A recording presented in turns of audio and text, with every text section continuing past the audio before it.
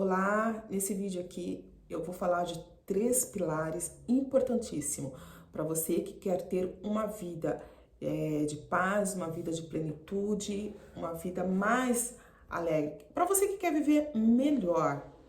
Mas antes eu quero falar aliás, eu vou falar dos 3 vilões que impedem você de ter essa vida plena, de viver melhor. Quem aqui não quer viver melhor, né? Quem aqui não precisa ou não quer ter uma vida com mais sentido?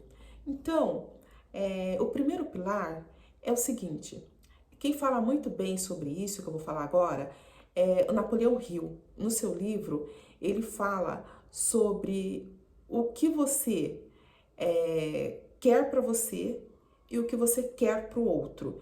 Aí ele fala uma frase que é muito usada, até mesmo aqui na internet, né? Que tem muita gente que propaga essa frase, que é a seguinte: não faça aos outros o que você não gostaria que fizesse para você. Essa é uma regra número 1 e é uma regra importantíssima. É uma regra de ouro. Não faça aos outros aquilo que você não quer que faça com você. Segundo pilar é o pilar da empatia.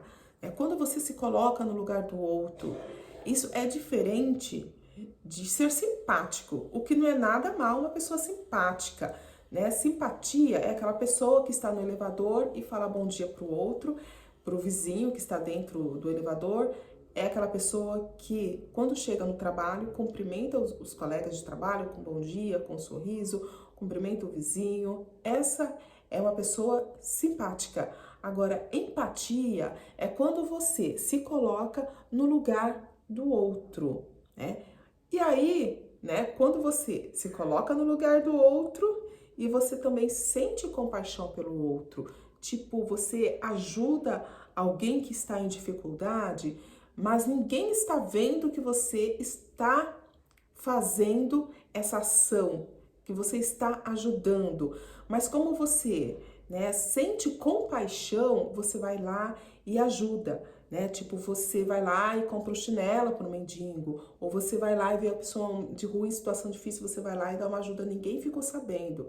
Então, essa ação de empatia, se colocou no lugar do outro, mais a compaixão que você teve, que foi lá e ajudou, isso é amor.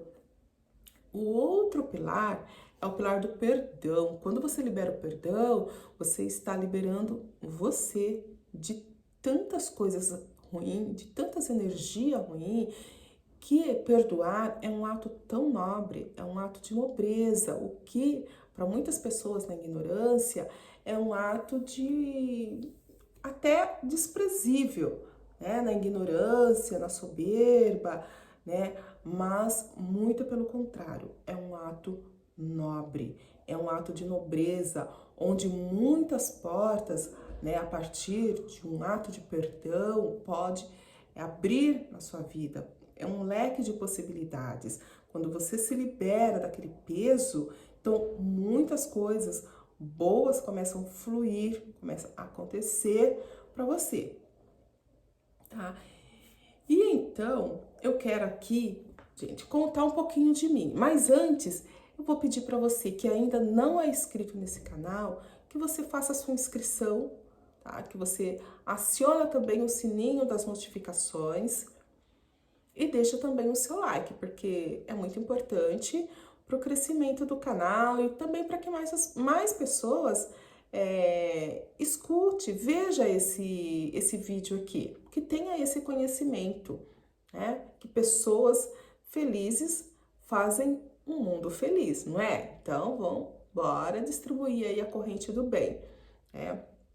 Então, quando eu era criança, eu escutava o meu pai dizer que eu ia ser uma advogada, que eu ia advogar e tal.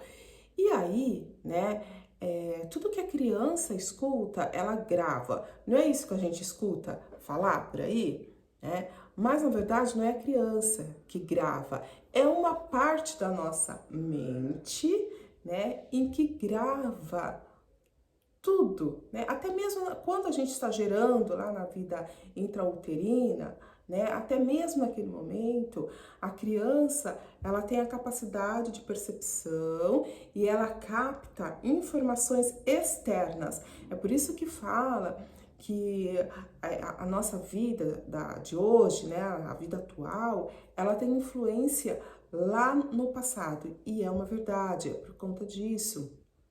É o que nos influenciou, como essa mãe estava quando a gente estava sendo gerada, né? Como que era em casa o tratamento com o esposo, com a família em si, né? Como era o contexto de vida. Era uma vida de abundância ou era uma vida de escassez, né? Então aquela criança ela vai, né, recebendo essas informações, né? E aí, então, quando ela vem ao mundo, quando é que ela nasce, né? Também os momentos de trauma, os momentos dolorosos, né? Então, tudo isso daí também, né? Vai fazendo, assim, um apunhado de situações para que hoje a sua vida é como é e para que hoje você faz o que você faz. Beleza? Até aqui? Então, já deixaram o like, já se inscreveram no canal, bora se inscrever nesse canal, bora ajudar aí crescer, aciona também o sininho de notificações, porque quando sair mais conteúdo, um vídeo meu, você possa estar recebendo aí em primeira mão, né? Então aí eu escutava meu pai dizendo que eu ia ser uma advogada e tal, e eu cresci com isso, né? Após os estudos, hoje eu entendo que a minha mente, né, a mentinha lá dentro, né, do nosso cérebro, gravou essa informação, né, que para ele tinha essa relevância, né, ter uma filha advogada. E aí eu tentei, chegou a época de ir para a faculdade, eu realmente, né, fui atrás de ser uma advogada, de estudar, de fazer a universidade, mas aqui está uma coisa muito importante que eu quero falar nesse vídeo, que é quando uma coisa está muito difícil, precisa fazer muito esforço para aquilo dar certo, precisa ser olhado, porque saiu muito fora do que é natural, porque o fluxo da natureza tem um fluir, né? Tem um fluir, como as águas dos rios que fluem sem precisar fazer esforços. As ondas do mar que vai e vem naturalmente. Então, quando algo precisa fazer muito esforço para dar certo, provavelmente está fora do fluxo da natureza. E foi o que aconteceu. Eu comecei a pegar DP, não conseguia acompanhar as matérias, porque eu trabalhava em comércio para poder pagar a faculdade, para poder pagar os livros, e aí não dava para fazer tudo isso. Então eu chegava um pouquinho mais cedo, eu saía do trabalho e já ia direto para a faculdade, chegava lá, eu ia para a biblioteca, porque eu não dava para comprar os livros. Se alguém aqui que é advogado, que estuda, vai comprovar isso que eu tô falando. É um curso que na minha época, para mim, né, na minha época, né, naquele meu nível, para mim era uma universidade cara, né, e eu não estava conseguindo pagar. Então eu ia para a faculdade para poder estudar os livros ali na biblioteca gratuitamente para fazer as provas. Obviamente, eu peguei DP uma atrás da outra, não conseguia, e aí eu vi que aquilo não tem nada a ver comigo. E agora pensando na minha infância, eu vejo que eu sempre fui uma terapeuta. É o que fala, Rosana. Você é uma psicoterapeuta nata, porque desde criança eu tinha o hábito de observar o comportamento das pessoas, como elas se comportavam, né? Não julgar, né? É diferente, né? O julgamento, né? A pessoa quando tá julgando o outro. Então, criança não tem esse julgamento. Mas eu tinha isso de olhar o comportamento, de ver que aquela pessoa estava, às vezes, num estado diferente, num estado emocional diferente, mas, obviamente, como criança, eu não sabia verbalizar isso.